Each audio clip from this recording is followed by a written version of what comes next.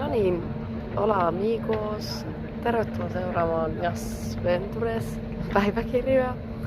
Ja tämän päivittelujen tarkoituksena on vähän kertoa mun elämästä ja myös pitää niinku päiväkirjaa itselleni tulevaisuutta varten sitten, että voin palata reissumuistelmiin. Isossa kuvassa on ollut tosi siistiä miettiä, missä mun elämä menee. Että on pitkään haaveillut monesta asiasta ja yksi niistä on maisteritutkinto.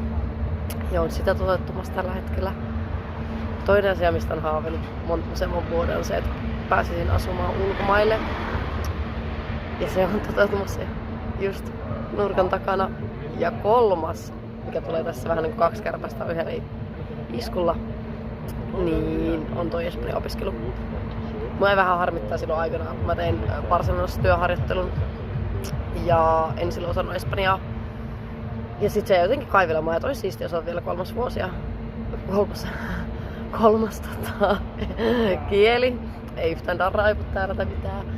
Niin, 3. kieli. Ja sit mä lähdin silloin Kouvolassa aikana 21 opiskelemaan espanjaa ja edelleenkin joka vuosi painanut kansalaisopistossa niitä opintoja.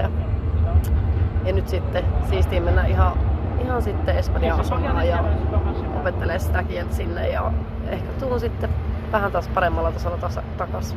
Tai se onkin iso toivo. Mitäs sitten? Viikonloppu Prahassa on hoidunut erittäin hyvin. Kiitos kysymästä. On ollut kaikenlaista tapahtumaa. Perjantaina käytiin vähän pyöräilemässä. Siitä saat kohta vähän maistiaista. En voi suositella kenellekään siis Prahassa pyöräilyä. Ja eilen sitten tuli käyty Pukiryöminnässä. Ja sitä voin suositella kyllä, jos haluaa tutustua uusiin ihmisiin. Kiitokset Essille ja Emmalle, piditte mulle upein motivaatiopuheen, koska mulla ei ollut yhtään fiilistä edes lähteä ulos. Mutta mä olin vaan silleen, okei, mun on pakko mennä puhumaan ihmisille. Mä oon tässä nyt 2 päivää ollut melkein itekseni ja käynyt vaan kattoo jotain turistinähtävyyksiä ja muita ja käynyt reenaamassa. Niin, mut joo, eli propsit Essille ja Emmalle. Oli oikein hyvä reissu ja tuli siis tanssittua vaan koko yö. Mä en tiedä, onko mä ikinä tanssinut noin kovaa ja noin pitkään.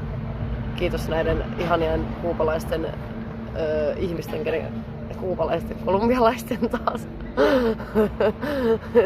Kolumbialaisten tyyppien, joihin sitten törmäsin tossa noin siellä paproolissa ja tuli kyllä tanssittua. Joo, palatahan taas astialle. Adios!